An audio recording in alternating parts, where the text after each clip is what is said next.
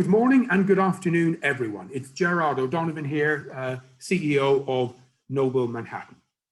Today, we have another wonderful lecture, a wonderful talk by a magnificent lady who I am going to introduce in 2 minutes. First of all, for those of you that are unfamiliar with the Alpha Group, let me give you a brief overview. The Alpha Group is a very large division of Noble Manhattan, the Noble Group. We started it 9 years ago and we ran it in the United Kingdom for 6 years. And we ran it month after month, many groups, in order to know that we could uphold and keep the one promise, the one and only promise that we make to business owners. And that promise is that we will double the value of your business in 2 to 3 years. And so far, ladies and gentlemen, we have never failed. We then, 3 years ago, under the leadership and guidance of our international managing director, Colin Lindsay, took the Alpha Group outside of the United Kingdom. In those 3.5 years, we have now developed in, I believe, 25 or 26 completely separate countries. We have Alpha Groups from Singapore on one side of the globe to Guatemala on the other, from Oslo down to Johannesburg. We have 7 groups in Cairo. We have 4 groups in Dubai. We have groups in, you name it, so many countries. But what are we? We are a peer-to-peer executive board. We work exclusively with business owners, usually with businesses doing at least $1 million a year revenue, up to about 500 million. The Alpha Group is incredibly exclusive, and we make no apologies for it. No matter where we are, no matter what size city, we never allow more than 20 business owners to join any one Alpha Group. But more than that, we never allow 2 businesses in the same industry. And we meet once a month around a board table, or these days on Zoom, and we have a very specific, dedicated process. We meet for between 6 and 7 hours once a month, and we help those great men and women to build, grow, develop, expand their business. So let me tell you about today's speaker, and let me show you our profile on our Alpha Group. Here we have Barbara Mutedzi. Now, Barbara lives in that magnificent country, Zimbabwe, in the lovely city of Harare. And what I love about Barbara is she is an expert in neuroscience. Now, if any of you have been in or around the coaching world, for the last year to 18 months, this is now a word that's beginning to surface more and more. Neuroscience. It's at the cutting edge of personal development. And Barbara is one of the world's experts in this particular area. Not only is she an accomplished coach, not only is she an expert in neuroscience, she is a magnificent speaker. She works also with leaders from all over the world, helping them to build, grow, develop, expand, and create. So let me introduce our wonderful speaker today, Barbara. We're delighted to have her. And I've now stopped my screen share so that Barbara, if she wishes, can share her screen. And I will now stop my camera so that I stop frightening you all and hand over to Barbara. Lovely to have you, Barbara. Thank you very much, and good morning, good afternoon, good evening, everyone, wherever you are around the world.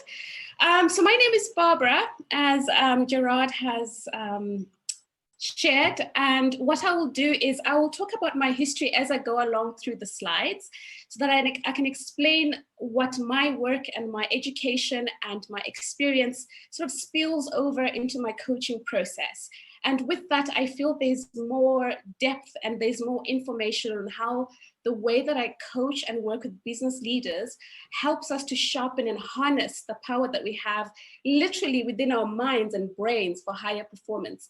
So if you could just give me 2 seconds, I am just going to see if I can share my screen with you.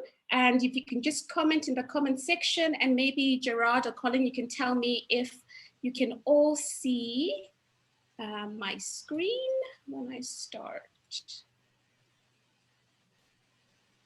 See if I can do that.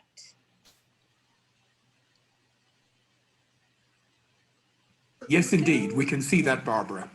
All right. And I'm going to see if I can put it into presenter mode so that you don't have to see all the notes on the side.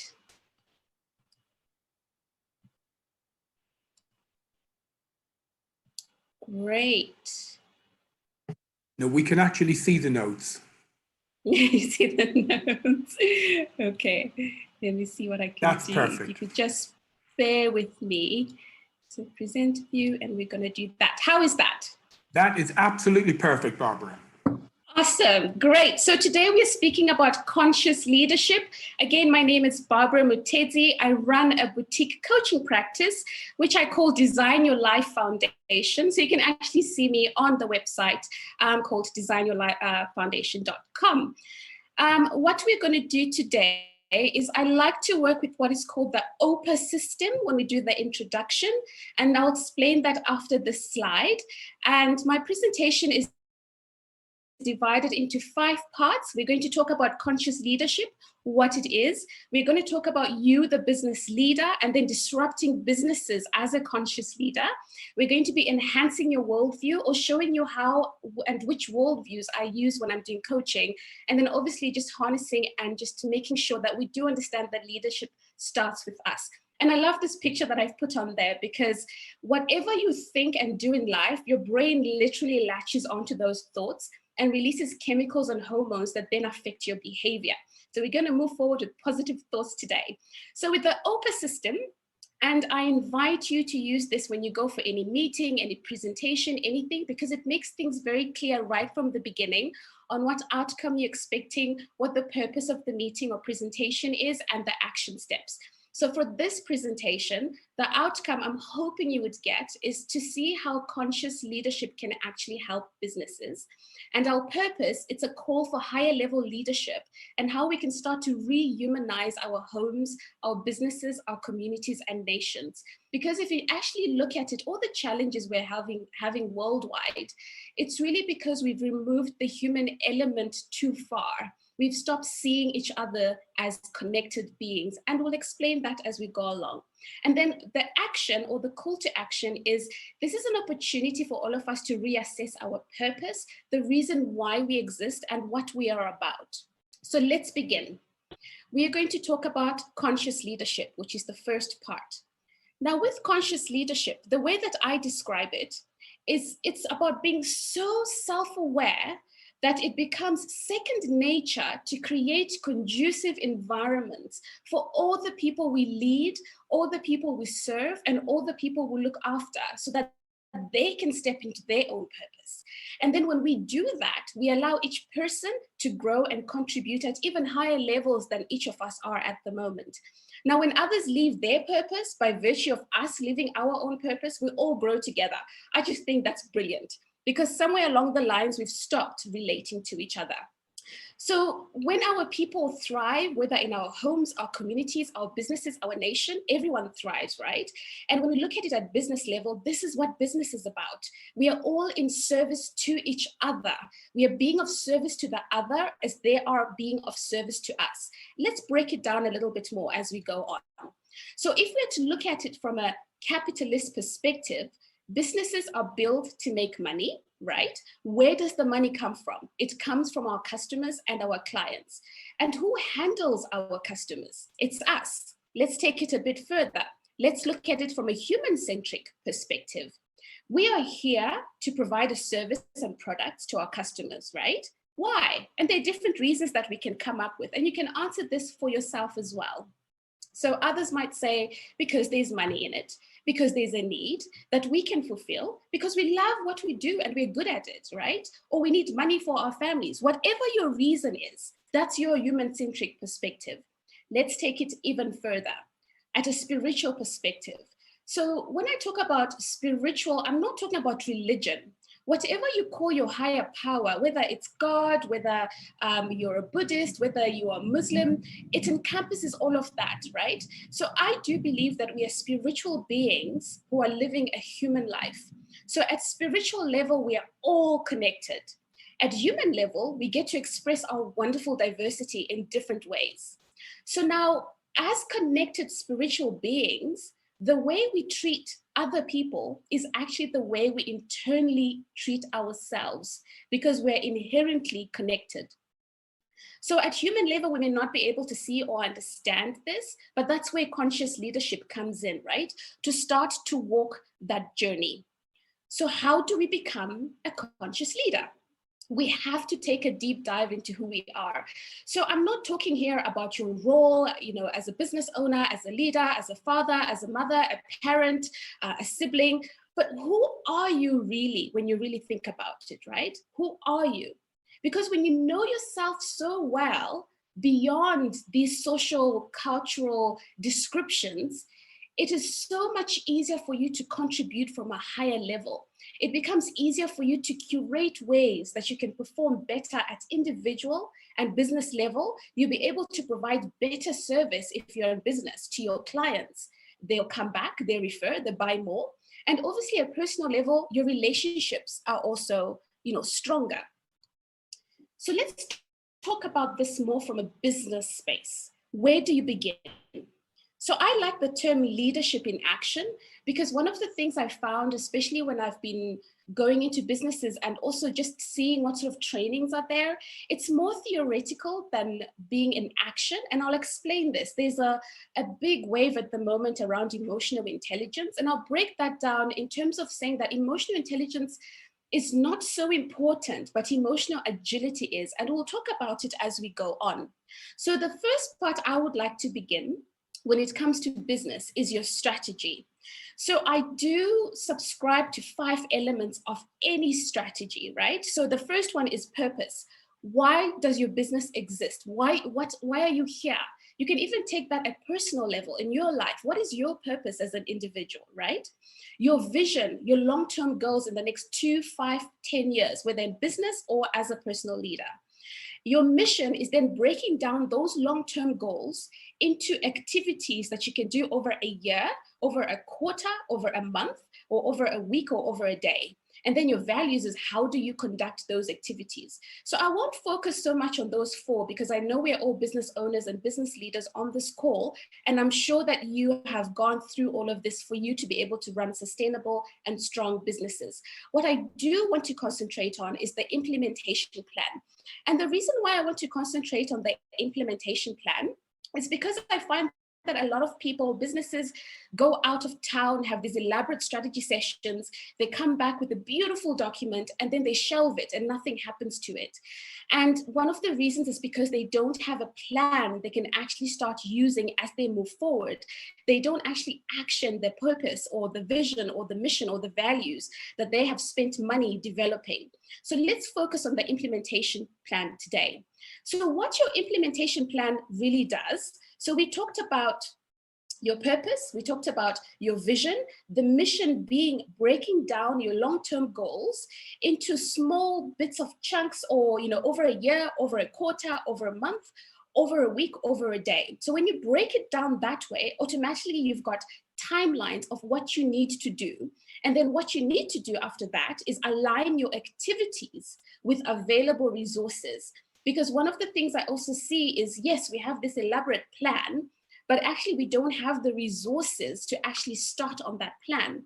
So I do coach and encourage that we become more resourceful with the resources we currently have, so that we're not always waiting for more money to come in, for more people, for more skill sets, for more training, but we start from where we are. It's so important for us to start moving forward.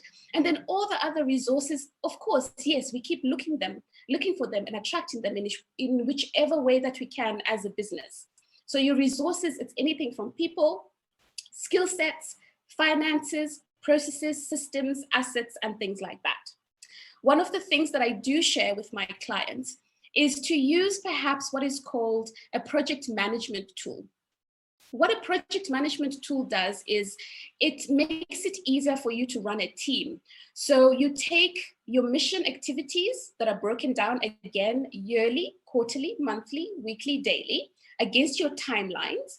Then you align available resources against each of those activities.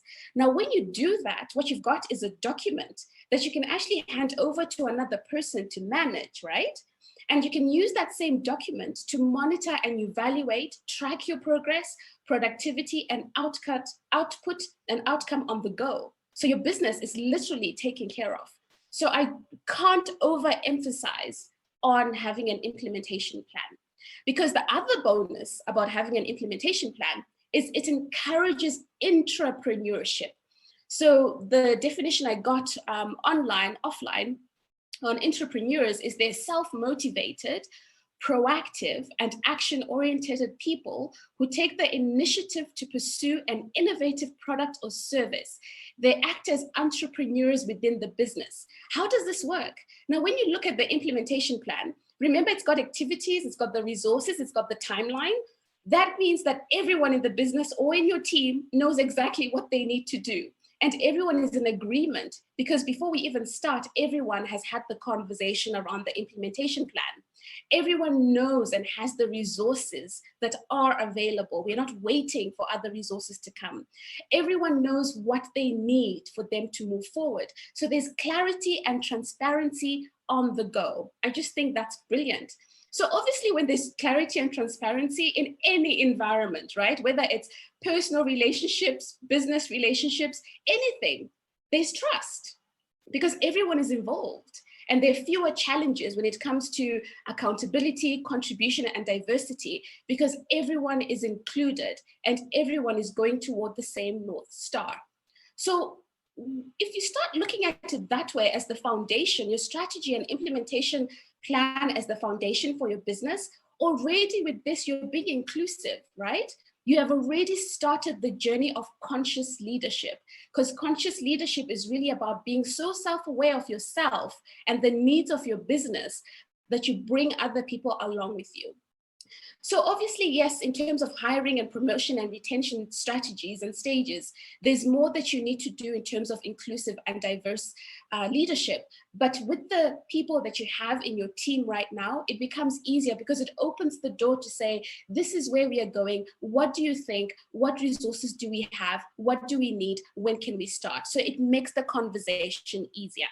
So all in all, it's working smart for your business, right? And one of the things that Gerard says in past conversations and past introductions is, you are able to look up from the daily grind and look out into the world. And what I've added to this is, with an implementation plan, you're actually able to do that, because you can give it to your managers so that you don't have to micromanage people. I wrote an article on LinkedIn some months ago on micromanagement actually chases good employees away. So if you're micromanaging and you're a leader, then there must be, the North Star might not be clear, and it's something you need to revisit. So when you have an implementation plan, it becomes easier for you to actually look up from the daily grind of everyday business and look out into the world for more opportunities, right? Different ways of doing business, time to interact with your customers and clients and market and see what they need. It's also time for you to work on your own growth as a leader. Because a lot of people are always saying, well, we are busy, there's a lot of things to do, and then we don't carve out that time for ourselves. When you do carve out time for yourself, and as is the focus of the Alpha Group, you're able to actually grow, expand, develop, and create new products and services aligned with the changing environment, because you're not busy sort of, looking at what needs to be done on an everyday basis, something else that another person has the time and can do. So it's so important to set that foundation of your strategy, right? So your strategy, purpose, vision, mission, values, implementation plan. Are those in check? Once those are in check, great. Let's start this disruption process. And before I move on to the next slide, one of the questions I'd like to have for Gerard or Colin online is, if I'm speaking too fast, because I do tend to do that when I get very excited, please let me know and I will slow down. You're doing absolutely fine. You're doing fine. Great. And And, Awesome. and just so everyone is aware, excited is good. It's good to be excited. It brings with it an energy that people can tap into. So no problem. That's great. That's good to hear. All right, let's disrupt business with conscious leadership. And the journey, it's only 3 things. If you can take anything away from this presentation: self-awareness, emotional intelligence, and emotional agility. And we'll move into those swiftly. So what I can tell you from all the coaching I've done is there is no way you can produce conducive environments if you're not aware of your own self as a leader. If you as a leader do not have a personal purpose, your vision, mission, plan, and values in place, and you yourself as leader are not exploring, especially psychological blind spots, because we all have them. No one, there's no exception. All of us have them, right? And why is this important? Well, one of the things is, we are all coming from different countries. We've heard that there's someone from India, Bulgaria, Switzerland, Israel, UK, all over Africa. So we see the world through our own personal beliefs, cultures, and worldviews. And even if we've traveled, I haven't heard of anyone on this entire planet who's traveled to every single country in the whole world, right? So everything we do is actually guided by what we've been exposed to. So it's so important for us to go on to that continual journey of self-awareness and just have a beginner's mindset to say, yes, I might be an expert in this. However, there's more to it, right? So it speaks to unconscious bias. There's a lot of things that we are so unaware of. And you can never effectively lead another person to a higher level than where we are, because again, we only see them through our own biases. I think it was John Maxwell who spoke about the 5 levels of leadership. And if you're a level 1 leader, there's no way that you can lead someone who's a level 2 or level 3 or level 4 or level 5. They might stick around for a little bit, but they will leave because they get frustrated. So the question is, this is the question we asked at the beginning: who are you really? And when we are asked those questions in social settings and business settings, including me, I start speaking about my titles. I'm a coach. I'm trained in neuroscience-based coaching. I have a background in psychology. And then obviously people can see that I'm female and I'm Black and all of that stuff. But who are you really before all of that, right? And the answer lies within your purpose. And for us to figure out our purpose, if we haven't done so already, the journey starts with self-awareness. And self-awareness is triggered by following the things that you're curious about in life and doing the things that you're joyful about in life, whether at personal, professional, or business level. I call that all those things, the things that you're joyful about and the things that you're curious about, I call them little breadcrumbs that your spirit has left in the path of your life, leading you to whatever your purpose is. So it's so important for you to be joyful, for you to be curious around the things that you're doing, because there's a message in everything, right? So let's move on to that. Emotional intelligence is actually a result of self-awareness. I'll explain this. There's a lot of hype, again, as I mentioned before, around we need more emotional intelligence, and we do. But then what's the description around it is more about you need to strive to get emotional intelligence, but there's no process that's really explained. And the way I see it is the more self-aware you are, not only physically as a physical presence, the more you are aware of yourself in everything, your emotions, your body, your spirit, your mind, the easier it is for you to see and sort of intuit your emotions, right? Because now you think, oh, why am I behaving this way? Oh, is this emotion? What triggered it? So it's a continual process of personal development through that self-inquiry, right? And the more you do that, the more you become more aware of your emotions, you become more emotional intelligent, right? So the more you can identify, explore, and understand yourself, your traits and actions, the more you can recognize, allow, and guide others in their own. Now, if you can't recognize your own emotions, there is no way that you can guide other people in their own emotions. So just to remind you again what the definition of conscious leadership is for this platform, is being so self-aware that it becomes second nature to create conducive environments for all the people we lead, serve, and look after. Because when you can do that, it's easier for them to step into their own purpose and contribute at an even higher level. So one of the things that I've grown up being told is that knowledge is power. And very quickly, I learned that knowledge is not power. Knowledge is potential power. Knowledge only becomes power when you do something positive, constructive, and forward moving with it. So is emotional intelligence. Emotional intelligence is just knowledge, right? You must do something with it for it to be useful. It's pointless for you to say, well, this event triggers me and, my emotions come up when I do this and this is how I behave. And then you don't do something constructive with it. So I do see emotional intelligence as just maybe the gap between self-awareness and emotional agility. And we'll explain this as we go on.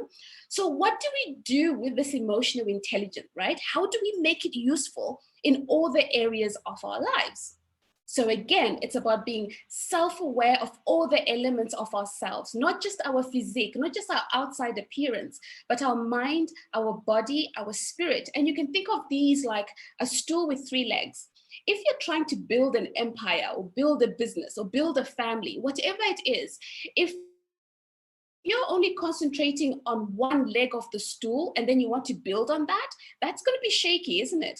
If you're trying to even focus on just 2 of them, that's again going to be shaky. But if you have 3 on a stool, it's easier to then step on it and build and reach for higher heights. So that's what I see emotional intelligence being about, saying, how do we make sure that we're so aligned with all areas of ourselves so that we can now be grounded and strong so we can move forward.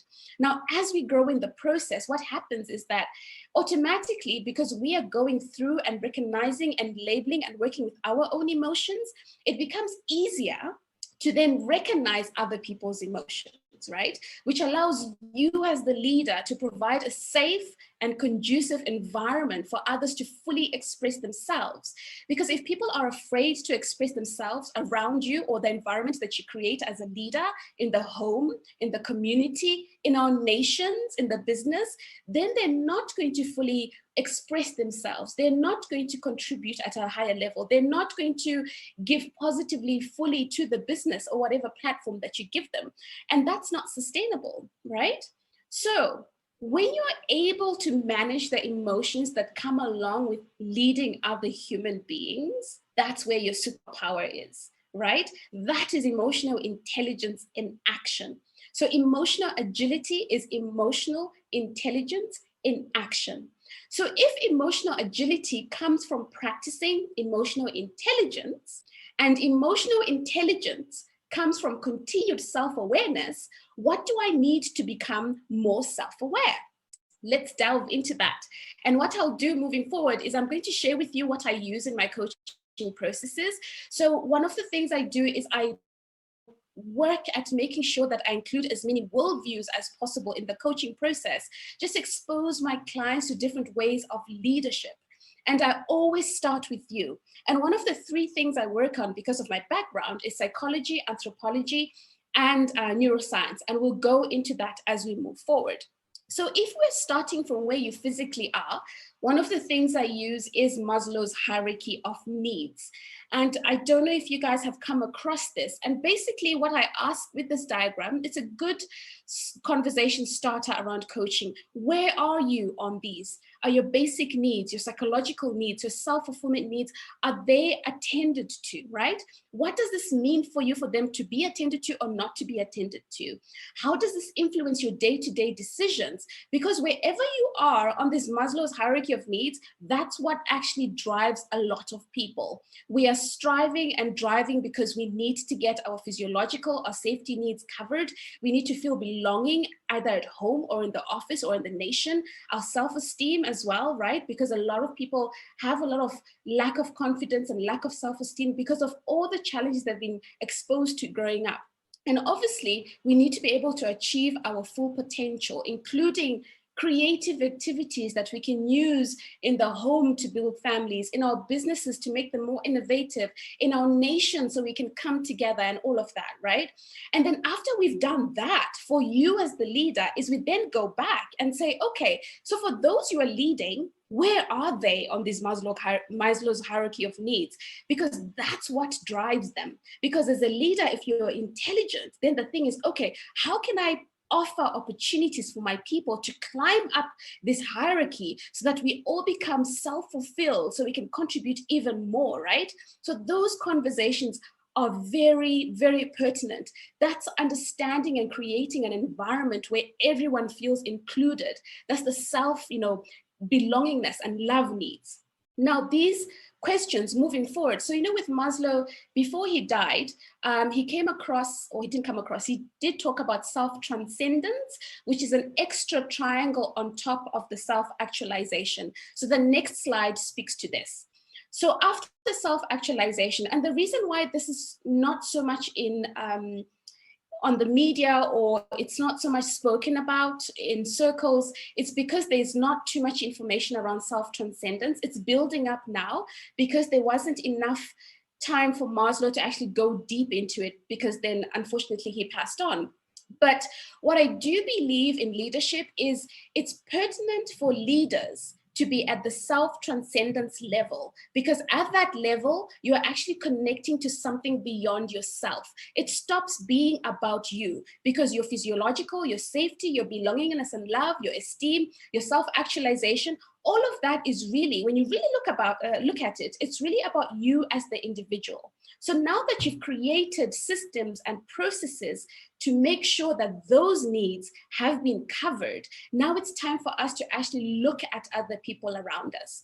And so this is more like a Western way or Western philosophy of looking at things to go up to self-actualization.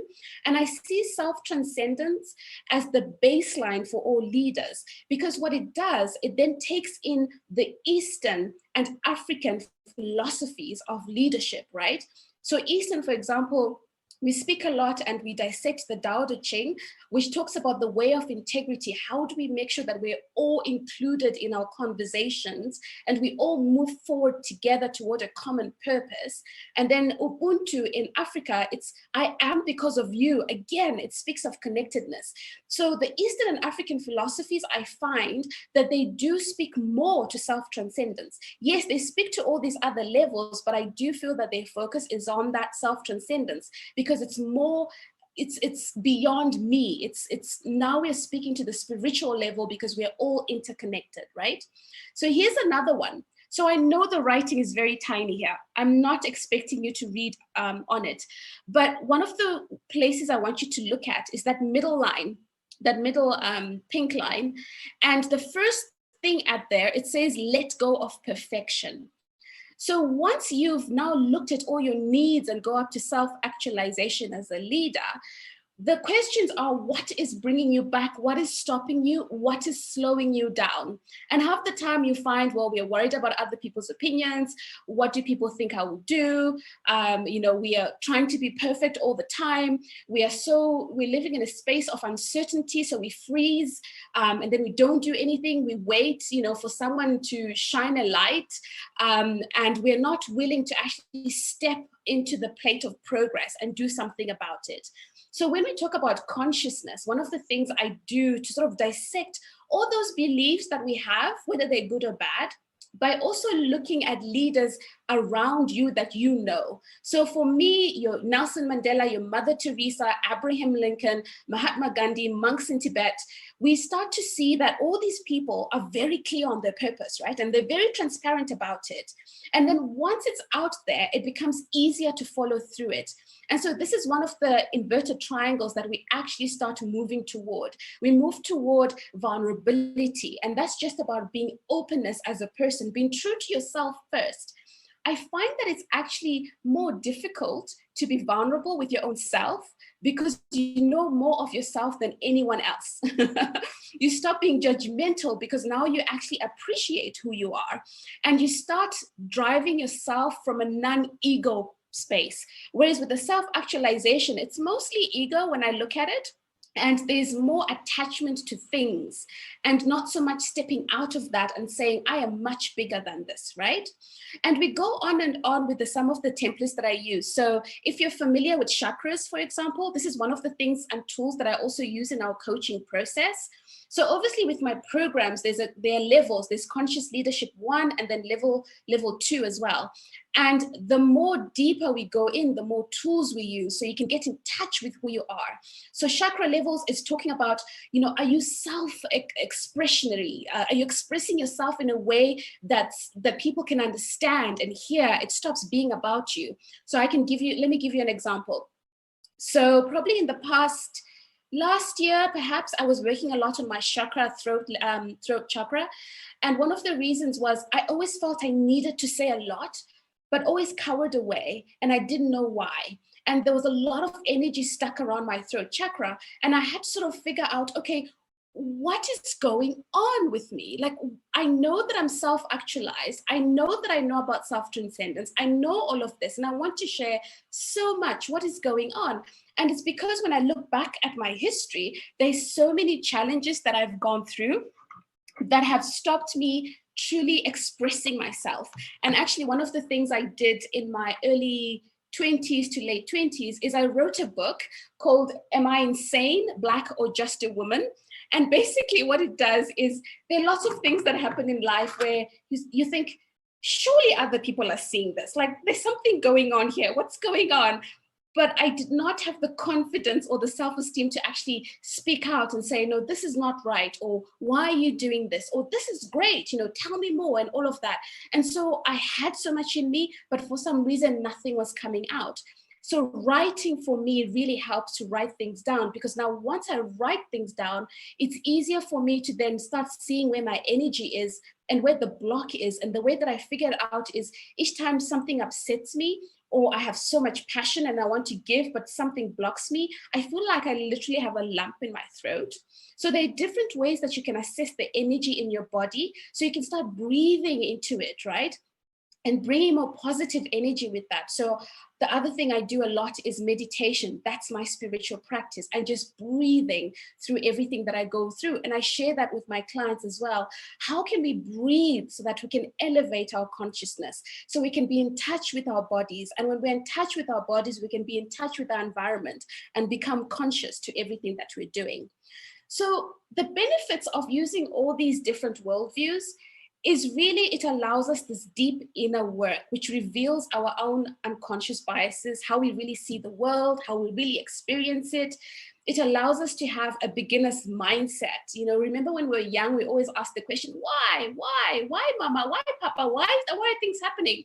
And for some reason, as adults, we stopped learning because we think that we know everything, but we don't, or we're afraid of expressing ourselves, right? So when we understand our prejudices and our blocks, it becomes easier for us to release the tension within us, to actually go back to all that confidence and that self-esteem that we were born with. It hasn't gone anywhere. We've just pushed it down, right? And then we can start rebuilding on those invisible strengths that we feel we might have lost. All right. So part 5 is the final space. And all of this, if you could take anything from what we've just said, is that leadership starts with you. You've heard of, servant leadership, compassionate leadership. Today, we've talked about conscious leadership.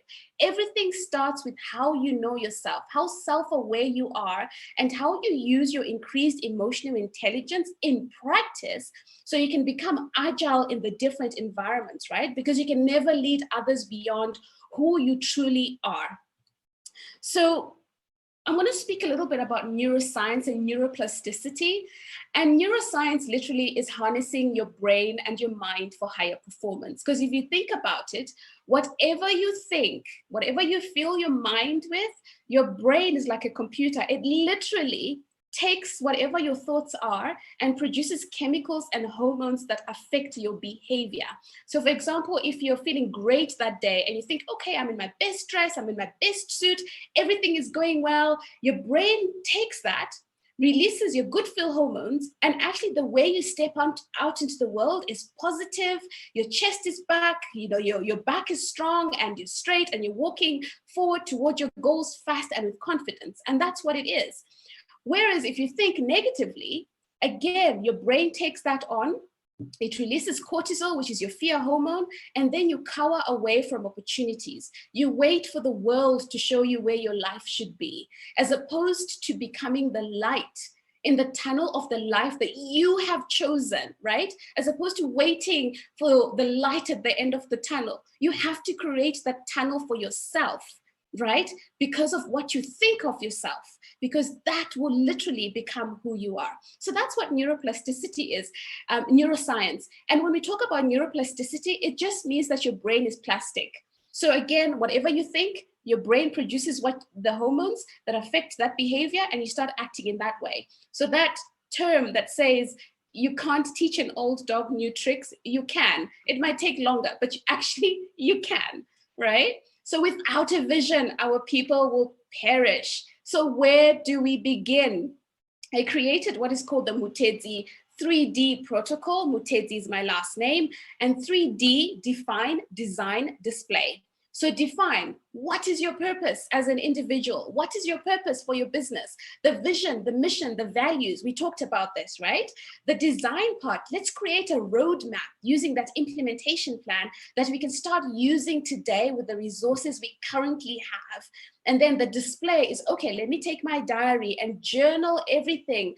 Before I go to bed each day, I need to know what's happening tomorrow. Have I confirmed all the appointments? Do I know what time I'm waking up? Do I have all the resources for me to be able to achieve this goal?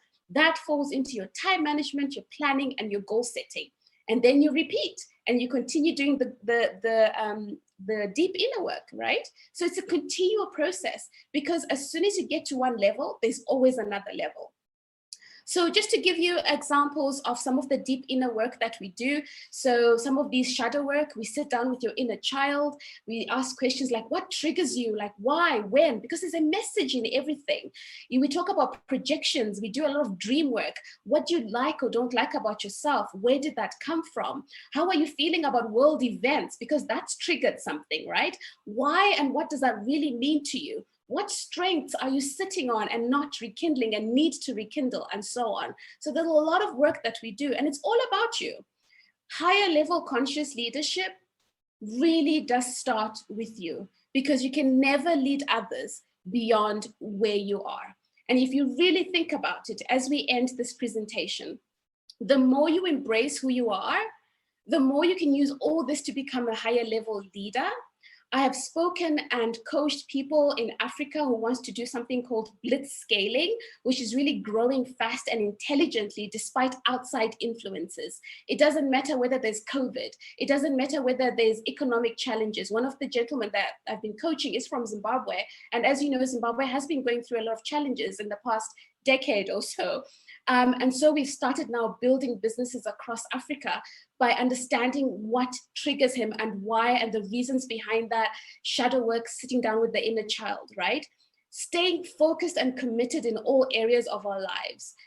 You become a higher performer, you impact other people, and you actually bring more profit into your business, because it has become a conducive environment where everyone steps in. So leadership does start with you.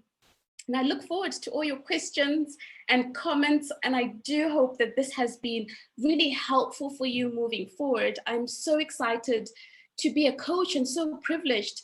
My purpose is to help other people harness and control the power they have within themselves to live their life purpose.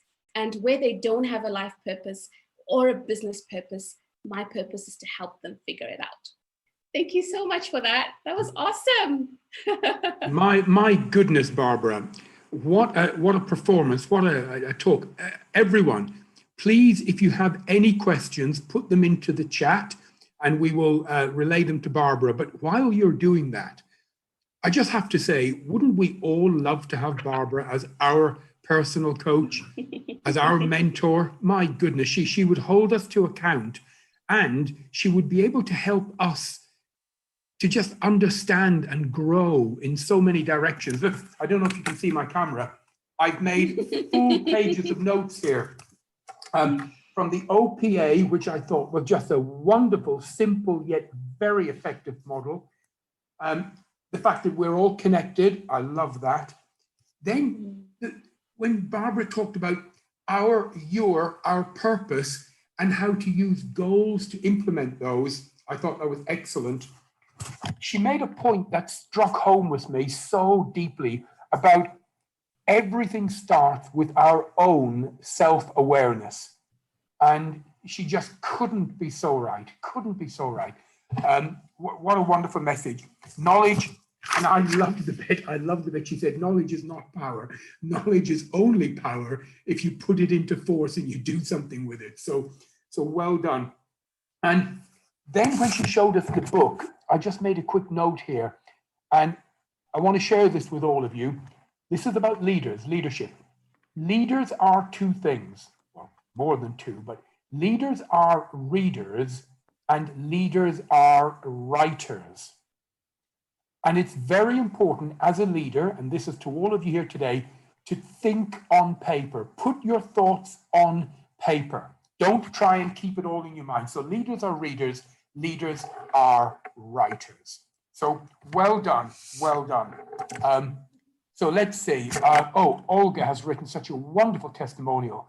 Thank you very much, Barbara, for the passionate, oh, she's right, isn't she? The very passionate, energetic, and alive presentation. The topic is critical, and you act as a strong advocate. COVID, all the other uncertainties make us excited. Oh, that's really good. And she's put Ubuntu, the philosophy is powerful and a beautiful way to connectedness. David has said, excellent delivery, Barbara. Learned a lot. Thank you very much. Mark Woodhouse has said, great insights, mega reflections, and a true role model. The best way to lead is by example. Many thanks for your contribution. Marge has said, Barbara, this was such a rich, powerful, inspiring presentation. Thank you so much. Warmest hugs and love from Moldova. And that's from Margareta, my good friend. So my goodness, they just keep coming in. And Albert, my great friend from Netherlands, says, thank you. Even an old dog like me has learned something new. So absolutely wonderful. And from Steve, an important antidote to VUCA, VUCA. So I'm going to stop the recording now.